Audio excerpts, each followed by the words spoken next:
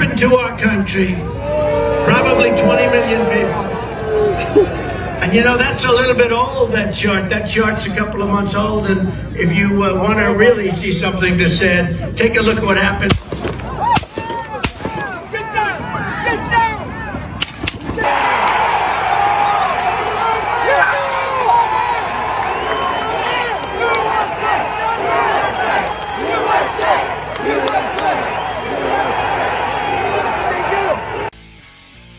Can America go on after what has happened? So at this point, you guys know everything that happened, that transpired on July 13th, 2024. Trump was at a rally and something actually went down there. There were some loud noises, as the media claims. And thankfully, President Trump is all right. He'll be going to the Republican National Convention later in the week to accept his formal nomination as the party's choice for the presidential election that's going to happen in literally just 4 months. So we're moving past the situation right now, but the question is, can we survive? Can we absolutely survive what's going to come next? When we look at the situation with Mr. Biden, we can see that things are not very solid. Biden's performance, Biden's appearance right now continues to not look very good. He's not remembering things. His movements, they've deteriorated. And just looking at the debate, a lot of this was set off because of the debate. There's some information also about the person who's responsible for all the chaos that unfolded at the Trump rally. We're going to discuss that individual because he plays a large role into being a catalyst for all of this. So let's go ahead and look at the debate video, and then we're going to talk about why all of this is interconnected and where we're going to go from here. Do is fix the tax system. For example, we have 1,000 trillionaires in America. Billionaires in America. And what's happening? They're in a situation where they, in fact, pay 8.2% in taxes. If they just paid 24%, 25%, either one of those numbers, they'd raise $500 million. 44, 25, which one? In a 10-year period. We'd be able to wipe out his debt. We'd be able to help make sure that all those things we need to do, making sure that we continue to strengthen our healthcare system, making sure that we're able to make every single solitary person eligible for what I've been able to do with the with the COVID. With dealing with everything we have to do with. Look, if we finally beat Medicare. Thank you, President Biden. President Trump? Well, he's right. He did beat Medicare. He beat it to death, and he's destroying Medicare. What can we say regarding all of this? What can we say? We saw the performance. We saw how he held up there, and it was not very good. It was not good at all. We all have to be very, very mindful of the situation. We have to be very, very mindful. Biden is now 81 years old, and everyone, we've been seeing this for years, where he's been going to different places, and, he went to Italy, and it did not look good. Like, his performance in Italy actually was very, very questionable, and everyone saw this. It ended up happening it's been happening countless times on the national stage. And it went from bad to worse. And now, people who are seeing that, hey, how can this guy is obviously not able to lead.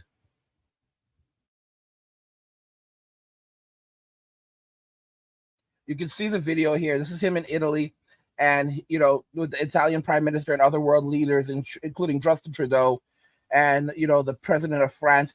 The Italian prime minister sees that this was just like a couple of weeks ago. She sees that he was wandering off, so she went and grabbed him, and then everyone tried to pretend and act, and everyone tried to pretend like it was nothing. There's a Rishi Sunak, I believe, the Prime Minister of Europe. Now, I was really shocked by this, that they didn't step in and do more, but they all know exactly what's going on. And this kind of talks about the leader, the type of leadership that we have right now, weak people who are weak. It took this woman, the Italian Prime Minister, to step in and say, he's wandering off. He's clearly not well. I need to make sure that that we secure him. And I'm grateful that she did that. She went and did that. And this is the face of our society right now, and the way that he puts on the shades and all of it. Doctors have talked about the fact that he is right now definitely in the stages of Parkinson's. That's what some doctors have said. And again, that's something that there was a video on NBC where a doctor said this, that like, hey, if a medical school student couldn't spot these symptoms, they would be out of there. So this is something that we have to be aware of right now. But simply put, it brought us all. Everything has just brought us all together even more.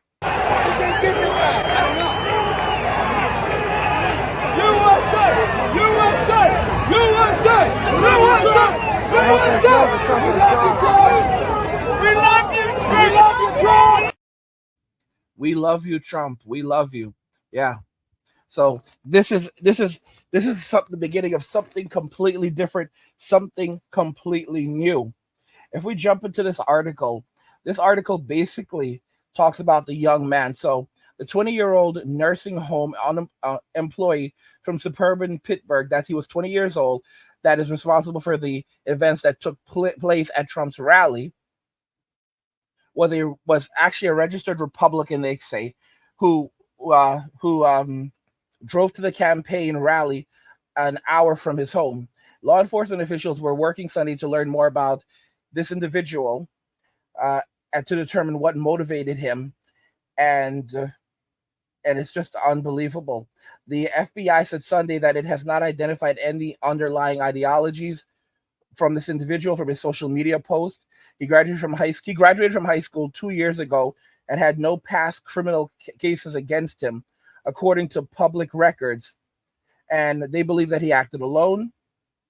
So, I mean, this is something very, very serious. Now, Trump says that a part of his right ear was affected by the event, and 2 spectators were impacted as a result of what occurred here.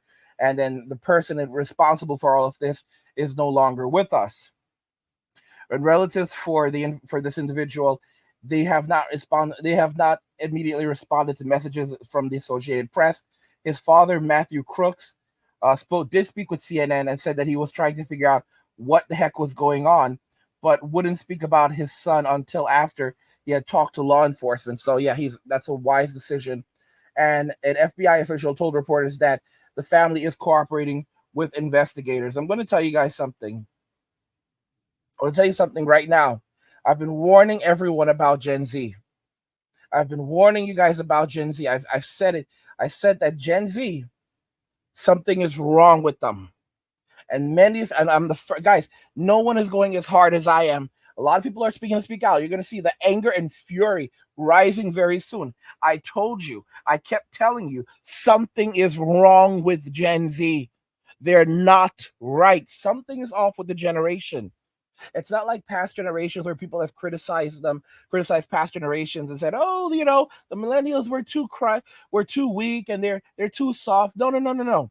Something is off with this generation of people. The way that they live, saying something like, oh, it's not that we don't believe in God. It's not that we don't believe he exists. It's just that we don't care. Keyword, care. You have to understand that a man that does not fear God is also a man that does not love God. Because it is typically once you learn to love God that you actually develop a true fear of God, because you realize just how immense he is. The reason why men fear God is because they love God. And then once they realize how great he is, it creates fear within them. Do you understand the concept? These people, they do not love God, and they believe that he exists, but they do not fear him. Who knows that God exists?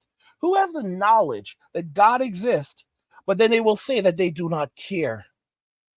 Demons, people, those of demonic spirit. Think about that.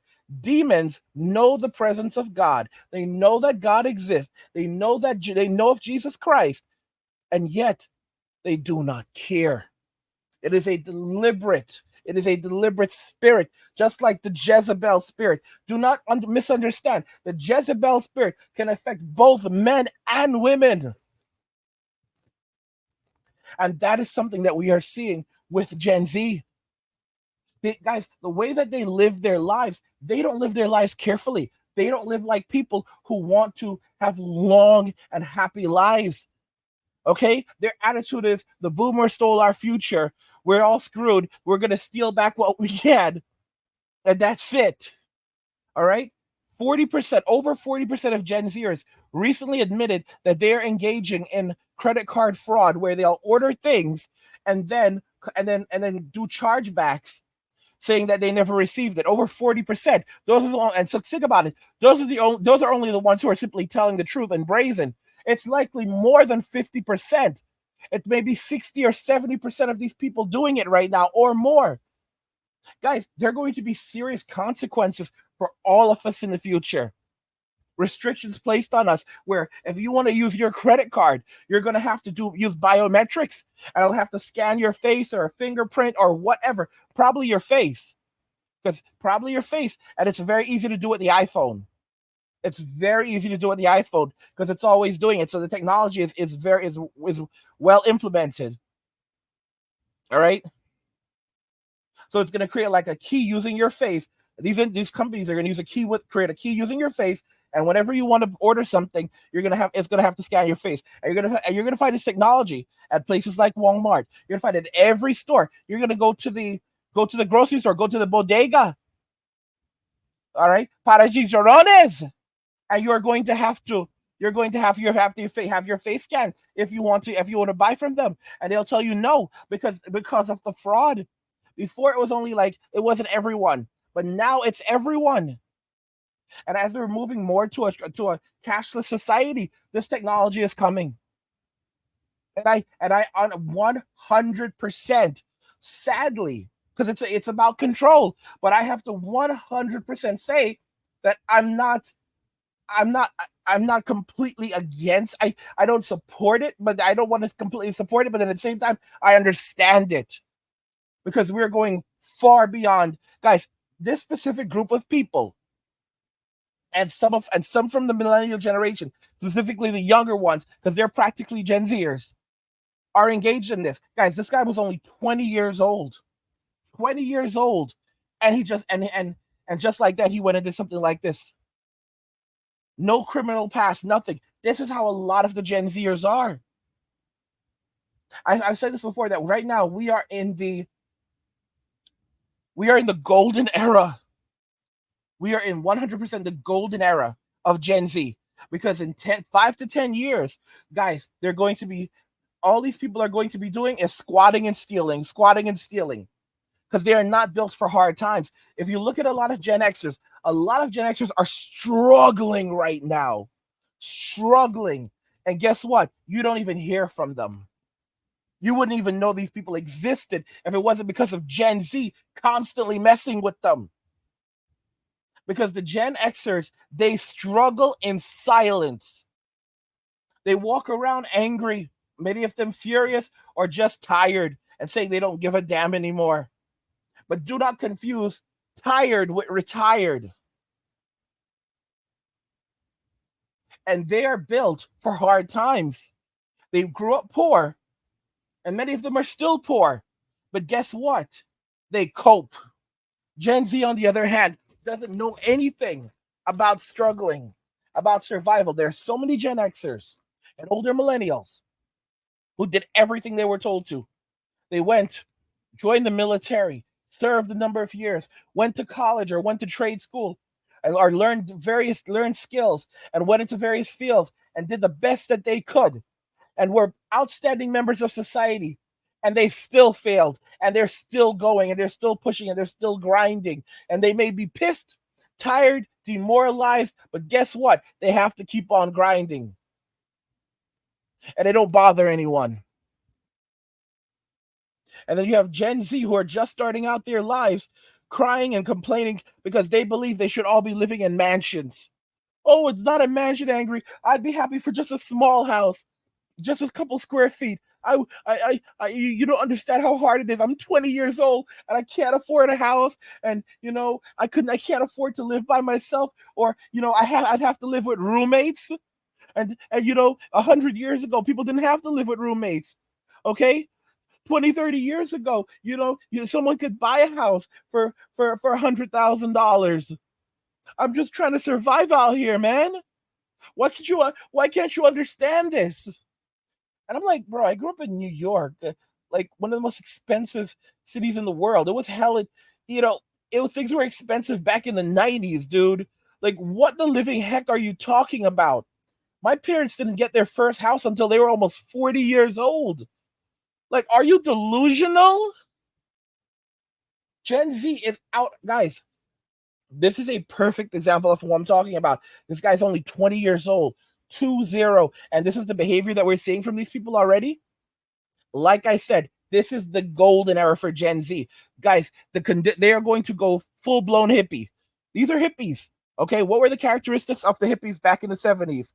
They were shysty, they were lazy, they were dishonest, they were they were unhygienic. How did they end up becoming hippies? Simple. Because many people are like, oh, boomers lived hard lives. The boomers did not live hard lives as a generation. They were the most privileged generation in history.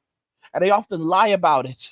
And Gen Z will be the exact same way. These will be the same people saying that they had to walk 15 miles to school, all right? When they were dropped off every single day by their parents. Oh, their parents missed one day and told them to take the school bus. And they cry, and they're still crying about it. 40, 50, well, they won't 40, 50 years. Let's not joke about this. More like 5 years for them, okay? Because 5 years, not 50 years. These people, many of them will not see 30. Let me correct myself there. But these people are going to be crying and moaning about it, like, oh my gosh, my life was so hard. Gen Z were some of the most privileged people in modern history, only second to the boomers. They got essentially everything that they wanted: smartphones, video games, their own room, comfortable lives. They got it all. Rides to school, okay? Fast food every day. This is the biggest mistake that Gen X made. I will say it. It's not simply not teaching Gen Z how to appreciate things. No, it is making their lives too comfortable. Because a lot of Gen Xers are saying that we didn't teach them how to properly appreciate things. No, you teach people how to appreciate things by not giving them excessive amounts of comfort. They have to have some stress in their lives. Not that they should live stressful lives the way a lot of Gen Xers did, but they have to actually have something that they must overcome. Even with Donald Trump, when he was raising Ivanka, she's his favorite. His sons have actually said, like, they did an interview and they were like, "Who's the favorite?" And the sons go, "I'm just gonna play it safe and say Ivanka." They did not even try on that one. His kids didn't even try on that one. Like, who in the world, which group of kids could sit there and say, who's mom's favorite? They straight up said, no, I'm going to play it safe and say it's Ivanka. And she's just there like laughing. Oh my, she knows she's down. She's like, yeah, of course. Obviously I'm the favorite. When she was growing up, she was daddy's favorite. We all know she was his favorite. He once said that he would fire his kids like a dog, like a dog, if they don't perform well for him. And she was like taken aback by that. When they were growing up, they would get one toy for Christmas. And she didn't like the toys that she got. She got like a Barbie, while the kids all got like building blocks, and she took their blocks and went into the room and started gluing them all together because she wanted to build buildings like daddy. And instead of punishing her, Trump then turns her. Trump is like amused by it. And after the whole debacle, he says to her, Ivanka, when you built that building, you're supposed to put a specific thing on there. You built that building incorrectly. Jesus. Holy cow. Doesn't reprimand her for destroying her brother's toys. Doesn't reprimand her for her bad behavior. Reprimands her for not doing it right. Jesus, this guy is unbelievable. All right, if you're gonna do something, do it right, sweetie. You understand? Jesus, this guy is amazing. All right. When Ivanka was in high school, she was at a boarding school. Trump basically said to her, "Listen, sweetie, your education is paid for. Your food and boarding, everything you need is paid for. All right, you're not gonna starve. You're good. All right. But anything extra that you need, you're going to have to get for yourself. So if you want to if you want your cell phone, if you want to pay for your cell phone, if you want clothes, like you have clothes on your back, you're not going to, but if you want to go shopping with your friends, you're going to have to figure that out for yourself. All right. I'm not going to let you live like a little rich girl. Okay. Think about that carefully. I'm not going to let you live like a little rich girl. Now, I guarantee you there were kids who went to a lot of these same schools and they came from poor families. And what did they have? They had a poor mindset. But keep in mind, they were in very similar situations to Ivanka at that point. Their room and board was paid for. Their meals were paid for. They had food at the schools, so they didn't have to worry about any of those things. But they perceived themselves as poor. On the other hand, Ivanka did not perceive herself as poor. She perceived herself as coming from a good home and that there was opportunities out there. And Trump said, if you want these things, want to be able to go shopping with your friends, pay for your cell phone bill. I'm not going to pay for it. You're going to have to find a way to pay for those things yourself. And I understand you're in school, so you need to think about that very carefully because your education also comes first. So you're also not going to be able to, you're not going to jeopardize your education if you're going to do it. And she had to figure out how to do this. So what did she do? That's how she got into modeling. Many Gen Zers may not know this, but Ivanka was a real bad. She still is a baddie. All right. She was a model. She used to walk the catwalk and she was well known for being a model. That is something that's because of her dad. Because her dad told her that she was not going to get to live like a little rich girl and she had to figure out how to make money. She thought, well, I could be a model. And she was tall. She's a very tall girl, like 5'9", 5'10", I think, something like that. And she ultimately decided to go and get into modeling. And she started modeling in high school. And she would do it when she was not in school. Like it was maybe once on the weekends or something, or during the summer. That was how. And she was able to do that. Make maybe a couple $1,000. Wasn't a lot of money at first, but she was in school. But it was enough to pay her to cover the cost of her cell phone, to allow her to go shopping with her friends at the mall. And that was another important thing, is budgeting. All right. She did not have a credit card that she can go on crazy spending sprees with. So she had to spend her money wisely.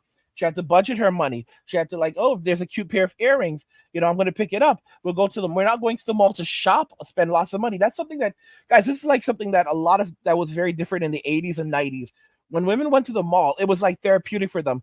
Women could go to the mall, spend all day at the mall, and they would come home with nothing. They're like, oh, we're going shopping. And then they'd come home and they had nothing. That's not to say that women didn't shop in the day, even back in the day. But I'm saying the mall was a therapeutic place for girls. Like your daughters would say, I'm going to the mall, we're going to go shopping, right? And shopping meant a lot.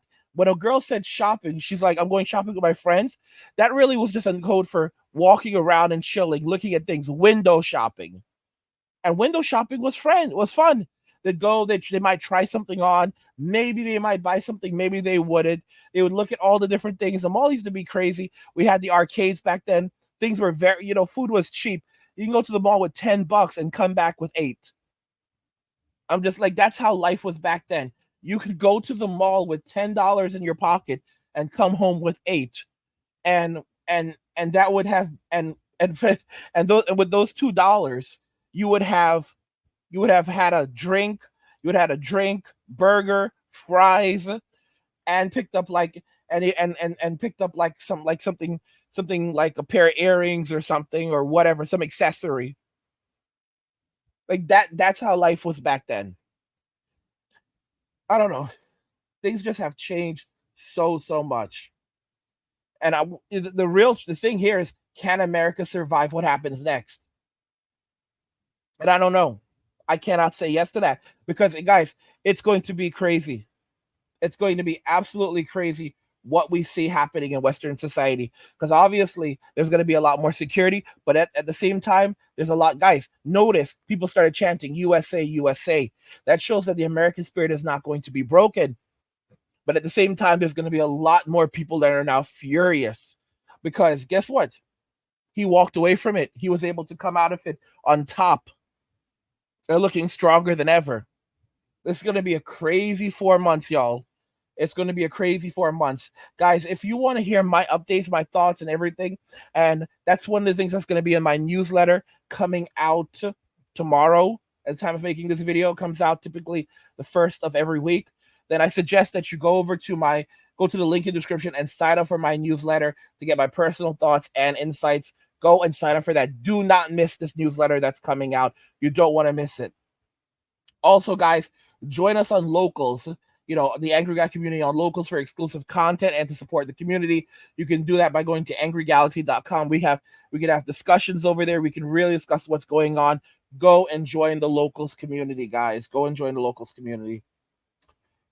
Can America survive what happens next? Let me know what you guys think regarding all of this, and we'll talk about it in the comments. Like the video if you like it. Don't forget to subscribe, and if you like the video, share the video. And just remember that all roads lead to MWA, men walking away, and cheers.